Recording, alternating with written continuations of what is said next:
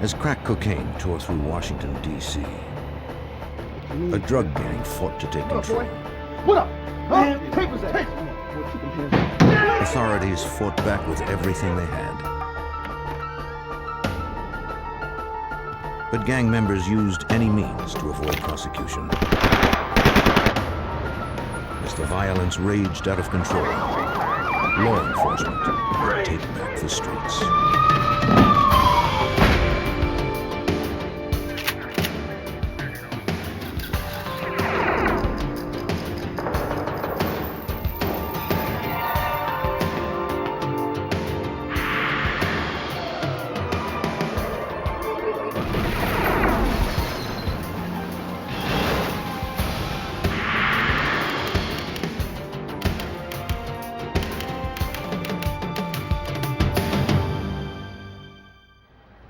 In the early 1990s, Washington, D.C. became the murder capital of the nation.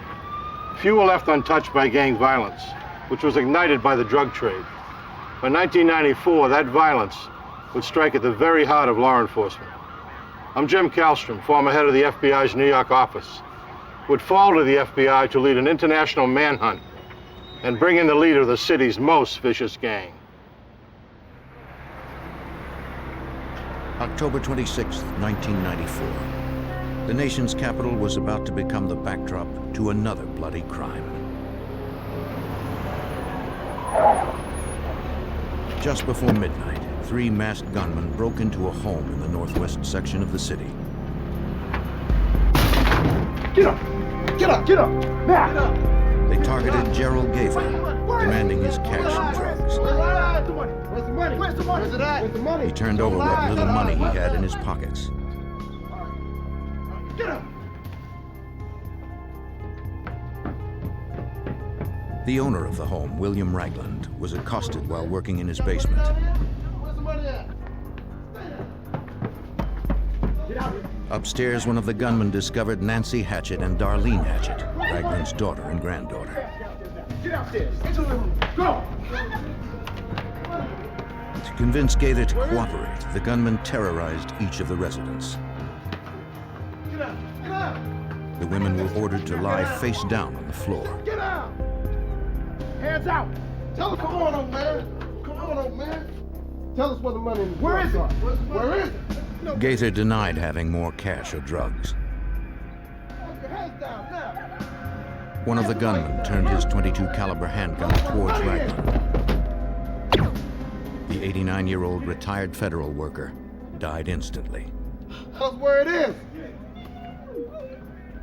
Play games. Andre Madison, another resident, was hustled into the living Shut room. up.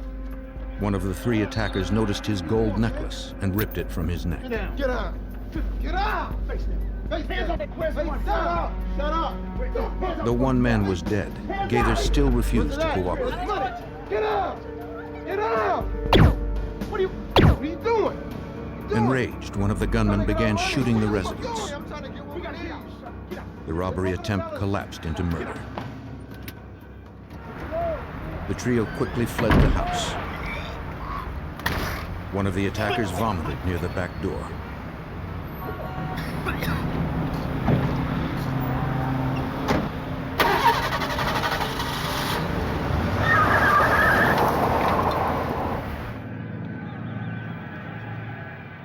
Nancy Hatchett called 911.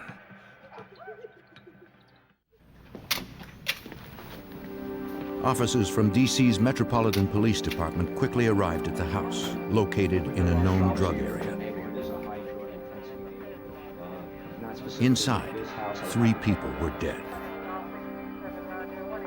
William Ragland, his granddaughter Darlene Hatchett, and Gerald Gaither. Pictures were taken of each body, and shell casings were collected. Outside, police discovered vomit near the door.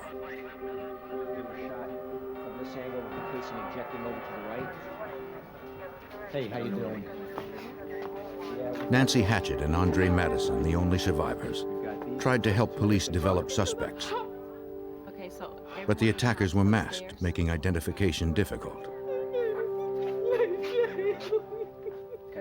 Okay. For Metropolitan Homicide Detective Anthony Brigadini, a check on victim Gerald Gaither suggested a possible motive. The main victim of the triple was a drug dealer in the First and Kennedy Street area. The guy drove flashy cars, had nice clothes, had a lot of money. When the drug dealer was unable to give them enough money and or drugs, things started to get a little harried, and that's when the shootings occurred inside. Neighbors told police that after hearing gunshots, they saw a dark-colored sedan with a loud muffler leaving the area. An all-points bulletin was issued for the vehicle and 3 men inside.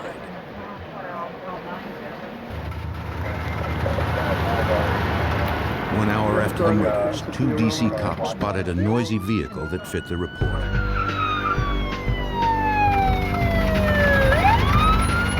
Noticing 3 men inside the vehicle, the officers pulled over the gray Oldsmobile.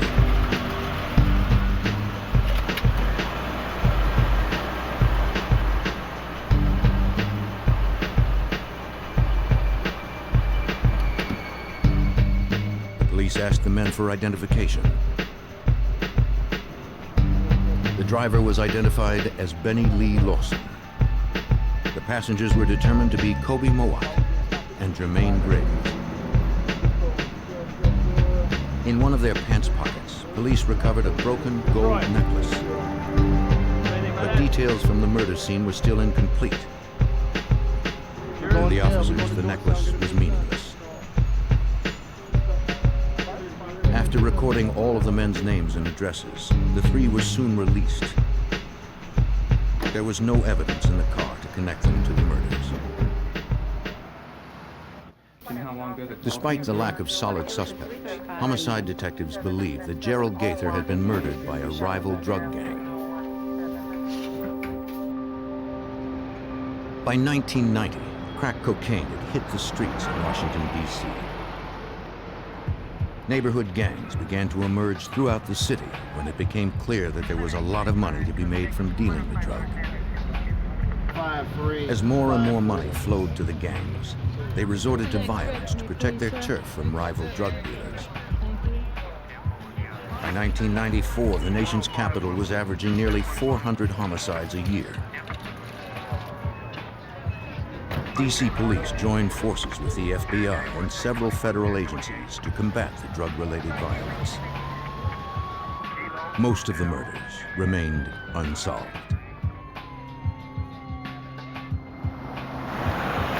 Hoping to rattle free a lead in the triple murder, detectives began canvassing the neighborhood where the murders took place. Neighbors were too afraid to openly cooperate. Some were willing to phone in information anonymously.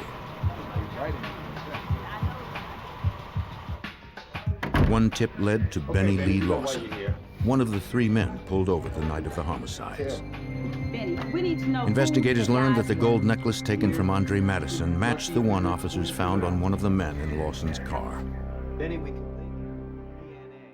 Detective Brigadini questioned Lawson.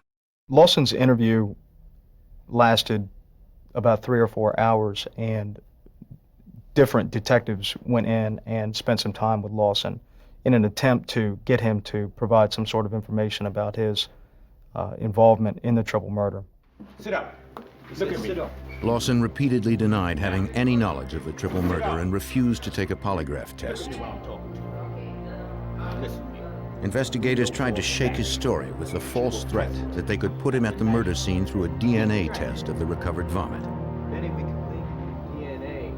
Lawson remained unswayed. After 4 hours, police had no choice but to release him. Lawson's name was run through the crime database. He had been identified by police intelligence units as a member of one of D.C.'s most violent and feared street gangs. The First and Kennedy Street Crew, named after the city blocks the group lived on and controlled. Organized in 1988, the crew was involved in drug dealing, theft, kidnappings, drive-by shootings, and murder. The men with Benny Lawson the night of the murders, Kobe Mowat and Jermaine Graves, confronted him about the long hours he spent with the homicide detectives. They believed he had snitched and told the police about the gang's involvement in the triple murder. Lawson was infuriated by the accusation. He hated the police. He assured the two that he had revealed nothing to investigators. Since no arrests had been made, Graves was confident the cops had no evidence. Mowat was not as sure. He declared that he would leave the country rather than be indicted for murder.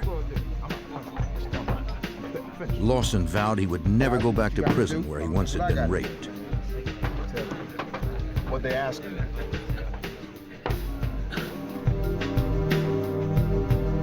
Lawson returned home that night. Being labeled a snitch was an insult to his loyalty towards the crew.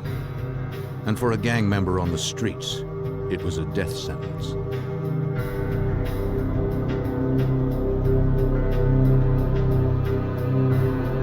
He was committed to gaining back the respect of the crew, proving that he was not a snitch.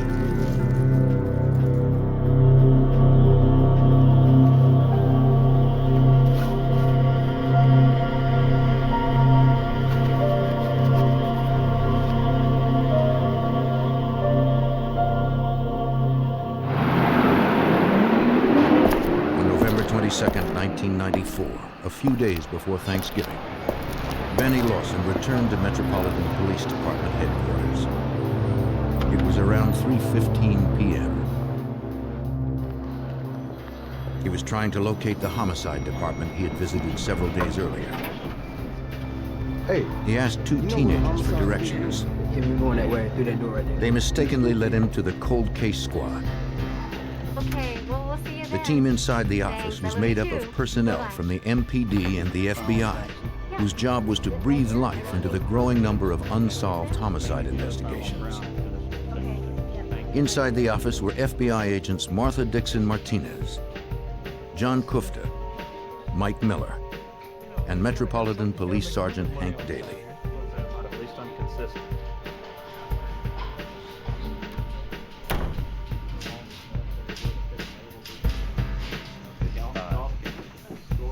The teenagers, who were there for a scheduled appointment, began to speak with the officers.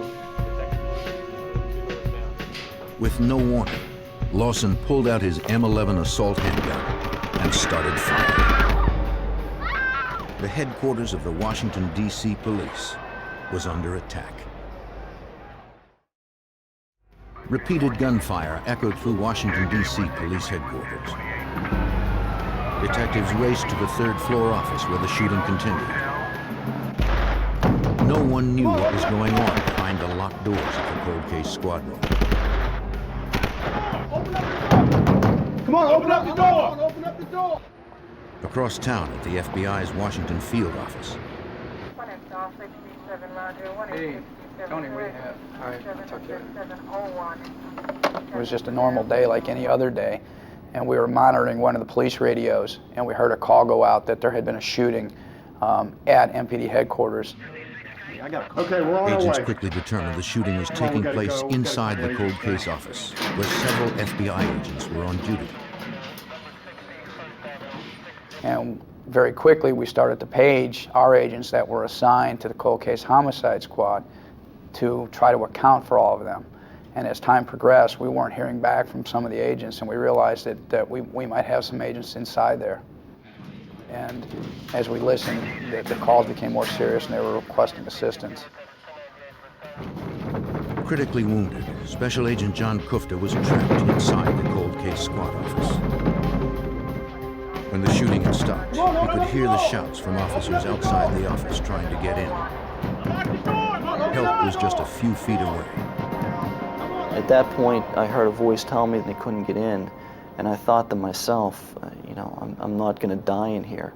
I thought of, my wife, my 8-month-old daughter at the time, and I knew that if I stayed awake, if I continued to breathe, if I continued to pray, and if they got me to a hospital, I'd be alive. Shot in the thigh, arm, stomach, neck and chest. Kufta managed to open the door. Detectives pulled him out.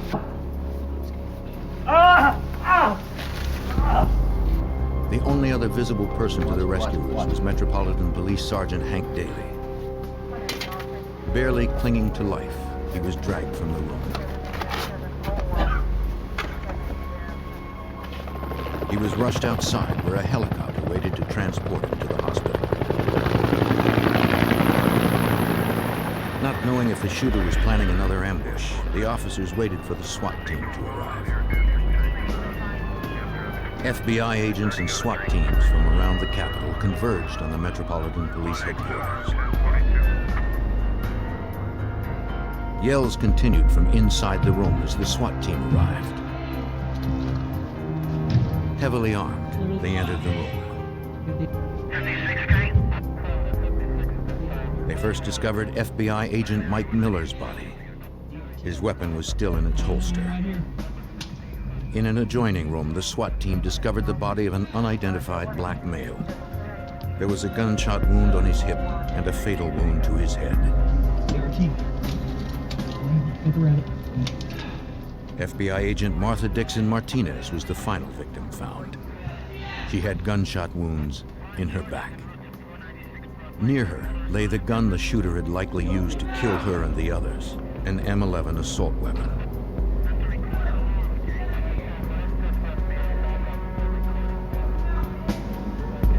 Shouts for help came from inside a closet.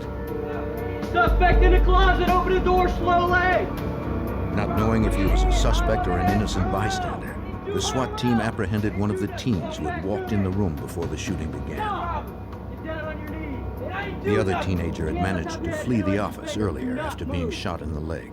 I don't even know the guy. Supervisory Special Agent Mark Giuliano and other agents arrived at the scene.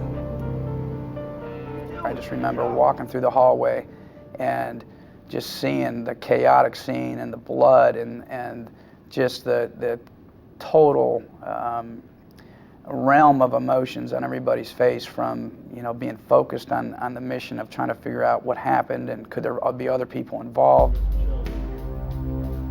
Based on the crime scene analysis, investigators quickly reconstructed what had happened inside the room. Getting all those shells over there? Yes. After Miller, Kufta, and Daly were ambushed, Agent Dixon Martinez joined the firefight. She was able to shoot the suspect in the hip before being shot in the arm, dropping her gun. The attacker took her 9mm handgun and shot the agent in the back as she tried to crawl for cover. He then put the gun to his own head and pulled the trigger. Police fingerprinted the shooter. Hopefully his identity would shed light on his actions. 2 FBI agents were dead. Sergeant Hank Daly would not survive his injuries.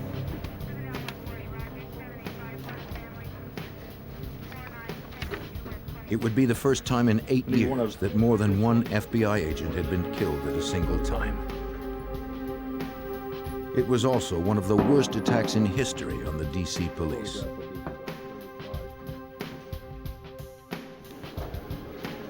Agent Kufta would endure 7 major medical operations before recovering. The loss of his co-workers, Sergeant Hank Daly, Agents Mike Miller and Martha Dixon Martinez, was devastating.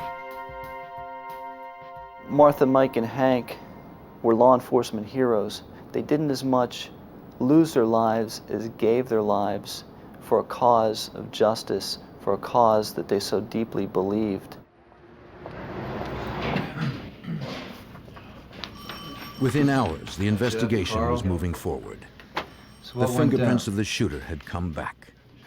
When the information came up about the identity of the shooter, a detective had the information, came into a conference area where the majority of the homicide officials and detectives were, and it was announced that the shooter was Benny Lee Lawson Jr. When homicide detective Anthony Brigadini heard the news, he realized his squad was the probable target of Lawson's rampage. Lawson and the First and Kennedy Street crew were the prime suspects in the triple murder of William Ragland, Darlene Hatchett, and Gerald Gaither. The shootings at headquarters showed just how far the gangs would go to protect themselves. I think that law enforcement as a whole has learned that people operating gangs or crews are serious about what it is that they're doing. They won't stop at any cost to get their mission accomplished. Now that federal officers had been murdered, the FBI was given jurisdiction in the investigation of the crew. I was detailed to work jointly with the FBI to investigate the First and Kennedy Street crew, who at that time we felt were responsible for essentially Lawson's actions here at police headquarters. After joining the task force, Brigadini shared what he knew about Benny Lawson and the crew. Special Agent John Kerr was on the team. For him, Benny Lawson's connection with the First and Kennedy Street crew raised serious questions. Was this just a random act by Benny Lee Lawson, or were there accomplices? Did he have any help in this? Will there be any further attacks on agents and police?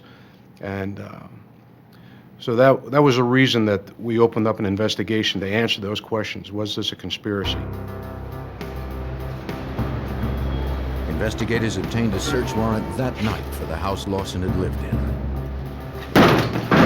Please get out! Please get out!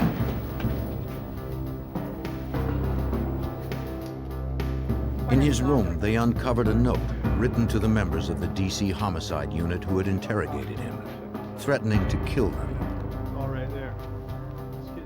Gang-related materials, violent rap lyrics, and drawings of murders were everywhere. For investigators, the items in Lawson's room reflected a fixation with violence common to virtually all gang members. It was very obvious and disturbing that these individuals were living this lifestyle. This is the lifestyle that they were a part of. This is the lifestyle that they identified with, and they wanted to actually live the same lifestyle as the lyrics that they were writing, the pictures they were drawing, and the videos that they had. As the victims of the shootings were laid to rest, investigators were planning their strategy to ensure that these gang members could never kill again. With 6 homicides on their hands, including 2 FBI agents and a Washington D.C. police detective, a joint FBI MPD task force began gathering information on the First and Kennedy Street crew. FBI agent Mark Giuliano headed up the task force.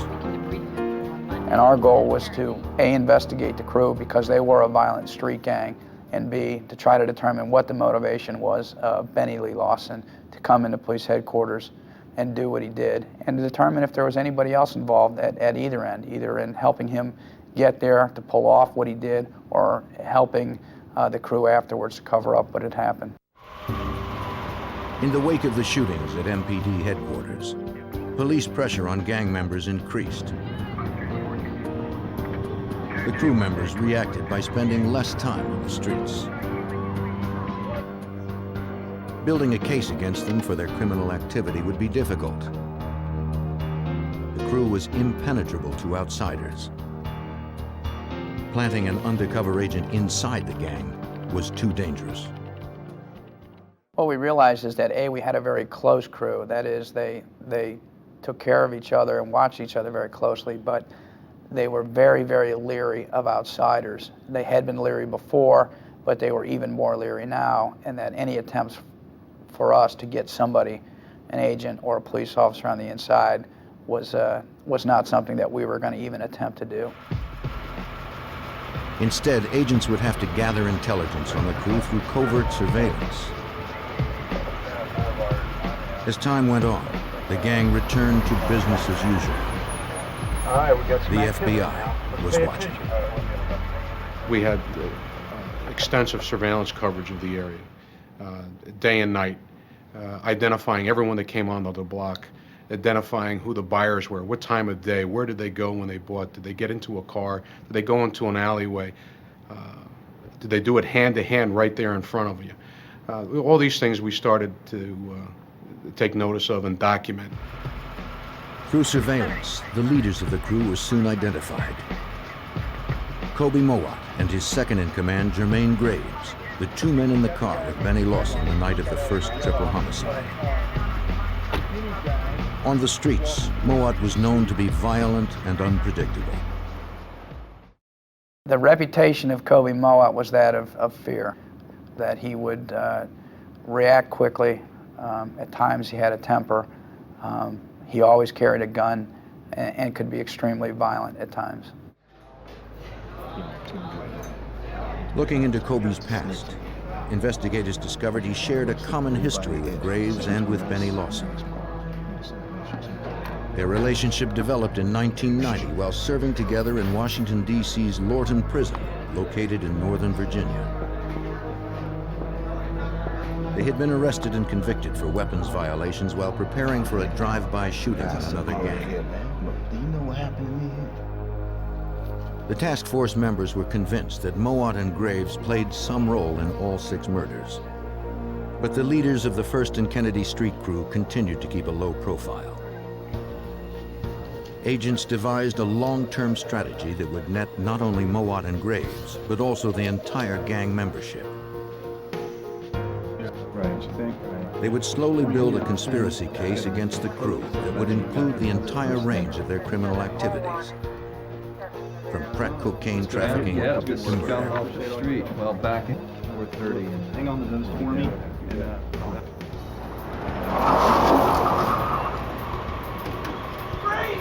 Agents would work themselves inside by first targeting individuals who regularly purchased their drugs from the crew.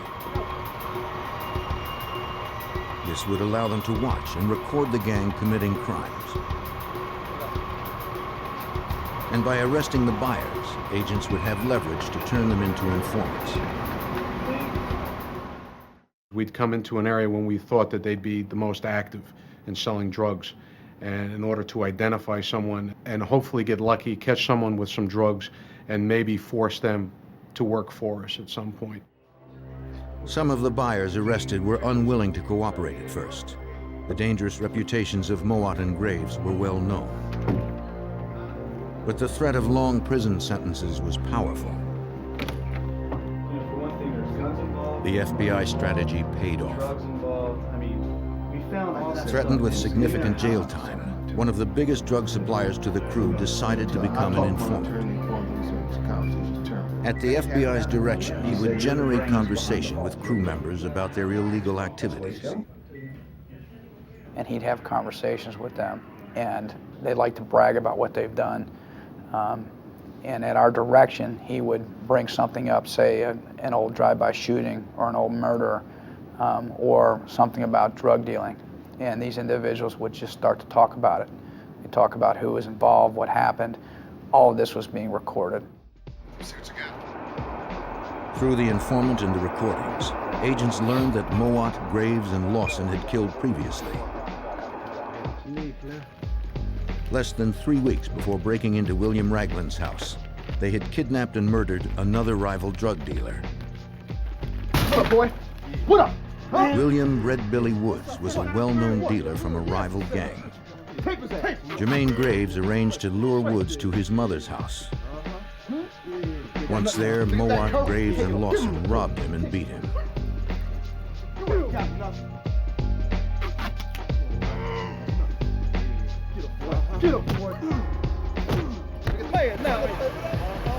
Fearing the rival gang would retaliate against the crew, they shot him 3 times and dumped his body in the road.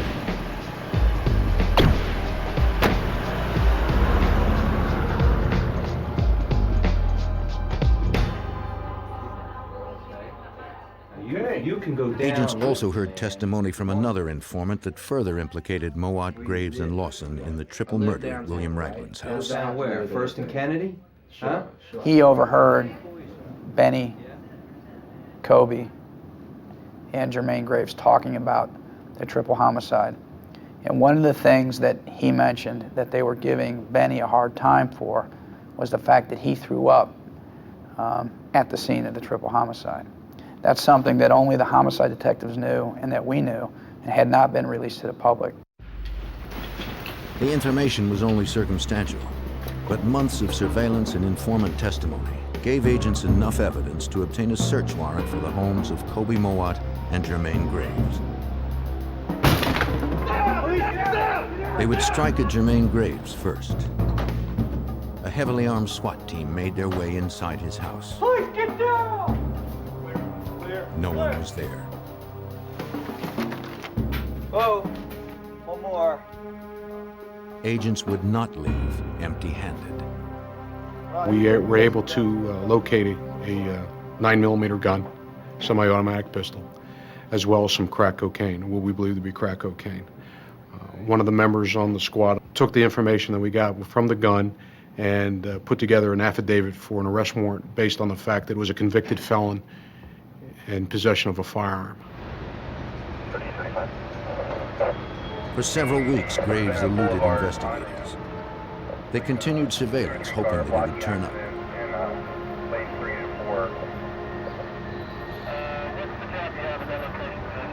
We really didn't know where he was. We had some ideas. We knew he was still in the metro area, but obviously he knew once we hit his house that we were looking for him, and word was out on the street that we were looking for him, so he was keeping a very low profile. During one of our very standard surveillances, I saw an individual who walked like Jermaine Graves, just from the back. I couldn't see his face. So I asked one of the units to drive around the block and just take a look at the guy. And the next thing I know, they jumped out and arrested him. They knew as soon as they pulled around the corner it was him. And you know, he was arrested right on the street corner of 1st and Kennedy. Just a few months after the first triple murder, Graves was off the streets. Making a case against Kobe Mowat would prove more difficult. With the arrest of gang member Jermaine Graves on a weapons charge, the FBI task force was one step closer to taking the 1st and Kennedy crew off of the Washington, D.C. streets. Now agents were ready to serve a search warrant on the home of the crew's leader, Kobe Mowat. A SWAT team entered the house Kobe shared with his twin brother Kareem. The two never knew what hit them. Investigators found gang-related documents, drawings, and writings, and a small amount of marijuana. They found no guns or evidence of the murders. But that was not their prime interest. The task force hunted for evidence of a larger crime pattern. Gang videos, bad videos everywhere.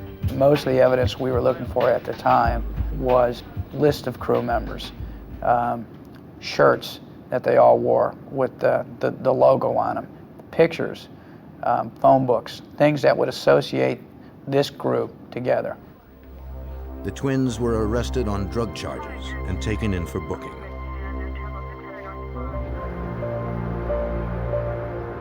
Kobe's time in jail was brief. Only his brother Kareem's fingerprints were on the bag of pot. Kobe was released and the possession charge was dropped. Agents were determined to see him back behind bars. You know what? Investigators continued developing informants from within the gang. You know you're supplying these guys with drugs, with guns. They got the break they were looking Come for. back to you if you don't give me information. Facing jail time on a drug charge, a member of the 1st and Kennedy crew agreed to cooperate. Finally, investigators learned the answer to the question that had most plagued them. I'll cut you a deal. Why did Benny Lee Lawson go into police headquarters and kill 2 FBI agents and an MPD sergeant? Yeah, Jimmy. It started the night Kobe Mowat, Jermaine Graves, and Benny Lee Lawson broke into the home of William Ragland.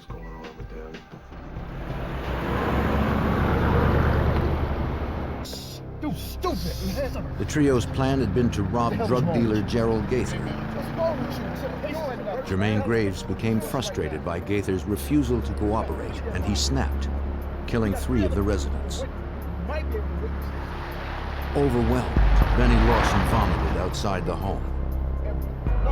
To Mowat, it was a sign of weakness. I'm scared, man. Jimmy, man, what's going on? The informant continued.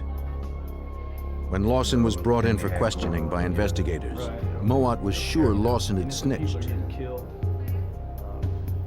He began to tell others in the crew that Lawson was He cooperating. was sitting around, we was at the barbershop. Benny hated snitches. He hated them. He actually pistol whipped one individual whom he thought was snitching, and probably hated him more than any other crew member. So to have Kobe think that he was ratting or snitching on him, and to go out to First and Kennedy Street crew and have the rest of the crew look at him as a snitch, we believe was more than he could handle. Really? For agents and investigators, it was now clear that Kobe Mowat, Jermaine Graves, and Benny Lawson had committed the triple homicide.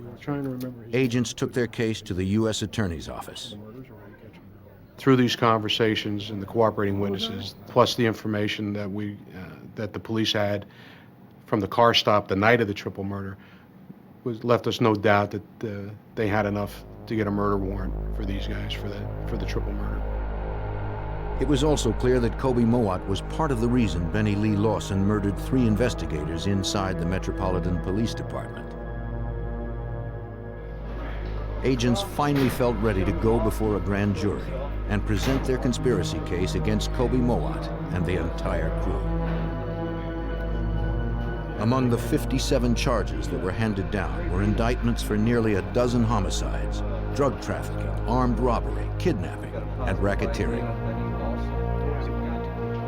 Already in custody, Graves was charged with 3 counts of felony murder. An arrest warrant was issued for Kobe Mowat. Investigators returned to his house.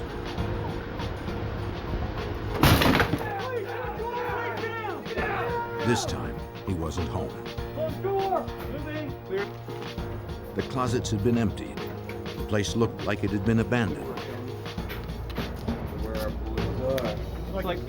In the trash, investigators found a receipt for a plane ticket. It appeared that Kobe had kept his promise to flee rather than go to jail. And the plane ticket was for just a few days before we hit the place. And the plane ticket was from New York to Moscow.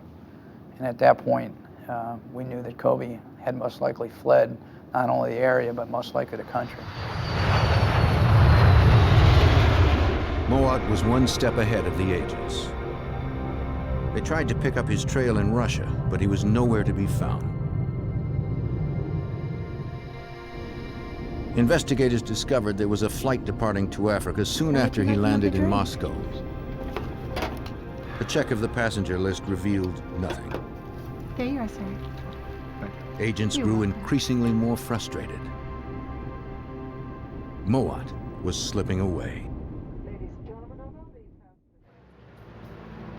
For 6 months, FBI agents and Washington, D.C. police tried to track fugitive Kobe Mowat.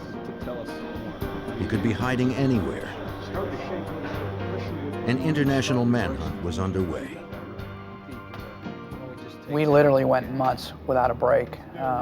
We went through hundreds and hundreds of documents that we had obtained during search warrants, during various parts of the investigation, looking for overseas phone numbers, looking for overseas relatives, once again, without a break.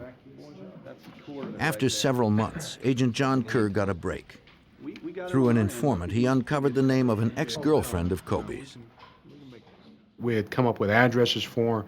One of the addresses we came up with, we subpoenaed the toll records, and sure enough, we found a collect call from Kenya on one of her toll records. And this was shortly after he would have arrived in Africa. Agents brought her in for questioning. She repeatedly denied knowing anything about Kobe Mowat's whereabouts. He's out killing people. Agents confronted her about the phone records. If she continued to withhold information, they would serve her with a grand jury subpoena. She decided to cooperate. She told investigators that Kobe had in fact called her several times from Nairobi, Kenya. He had not called her recently. She believed he might have moved on to Tanzania. The information was immediately passed on overseas. You have to know where he is. Moat's phone call to his ex-girlfriend had originated from a hotel in Nairobi. A U.S. Department of State regional security officer in Kenya followed the lead. We know he stayed in your hotel. The hotel owner said he had no recollection of Kobe Moat. Agent Giuliano received the news. And it becomes very, very frustrating because, once again, we're getting no new information. We're not getting a break. And we know that the only tie that we have now is this hotel in Nairobi, Kenya. So we go back to the regional security officers and ask them to go back out and re-interview the individual. Again, the hotel owner insisted he knew nothing about Kobe Moat. When shown photographs, he seemed to hesitate. The regional security officer kept pressing. Finally, the owner asked for a guarantee that if he gave information, Kobe would never be told. The regional security officer agreed to protect him. He said Kobe had in fact been to his hotel, but he had left several months ago. He gave the security officer a number that Kobe had called while at the hotel. The call was to the East African country of Tanzania. It took agents a few days to determine why the hotel owner protected the First and Kennedy Street crew leader. What we determined is that Kobe's mother was educated in Jamaica, and during that process she had befriended several individuals who ended up going to various parts of the world. She had an association with this hotel owner in Nairobi, and she had made the contact to protect Kobe and to help him. You have a nice day. Thank you. The phone number in Tanzania eventually led investigators to a local college professor. He was a friend of Kobe Moat's mother. The FBI asked the Tanzanian National Police Department to follow the lead. The professor was unwilling to cooperate with the authorities. Certainly not a student. The National Police began their own investigation into Kobe Moat's whereabouts in their country. As the search for the gang leader intensified in Tanzania, agents and police in Washington, D.C. continued to build their case against the First and Kennedy crew. They amassed volumes of evidence through surveillance and informant testimony over the previous year. There were about 20 to 25 Metropolitan Police Department officers and FBI special agents working on this investigation around the clock, whether it was determining phone records or uncovering new murders that these guys had committed over the years. On September 14th, 1995, officers and agents executed over a dozen arrest warrants. They searched for any indication of the gang leader's whereabouts in Africa. They found nothing. They collected additional evidence of a criminal enterprise. They confiscated financial records, guns, drugs, and gang paraphernalia. Stay right there. Don't move. Some of those arrested agreed to cooperate in exchange for less jail time. Investigators were slowly taking all of the gang members off the streets.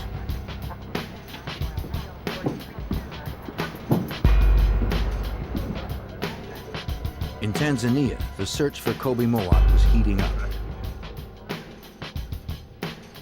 The National Police Force developed their own informants and learned that Moat had in fact been in contact with a university professor.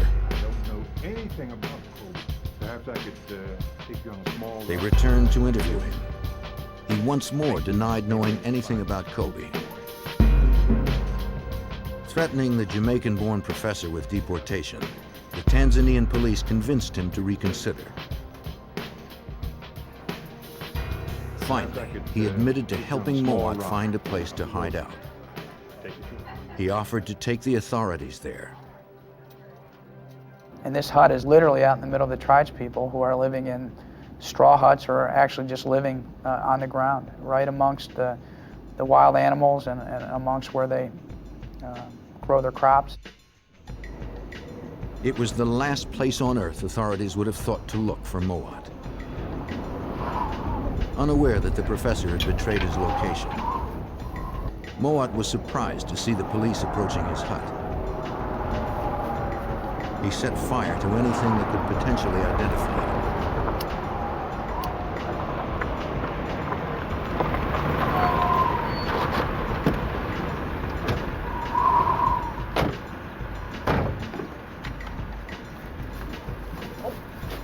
But the police quickly moved in and doused the flames. What did I do? While they searched for a reason to place him in custody, they never told Mowat why they were there. They also determined that out in the back, he's growing a small amount of marijuana, or what they call bangi. And in that part of the country, it's against the law. And the penalty is 10 years in prison or $100.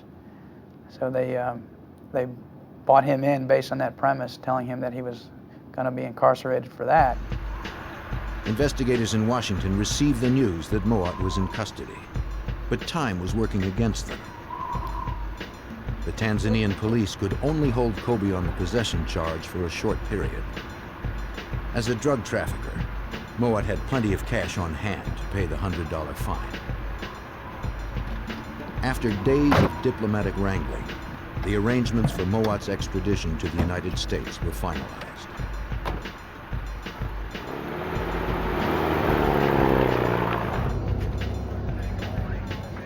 Agent Giuliano and Detective Brigadini traveled to Tanzania to take him into custody.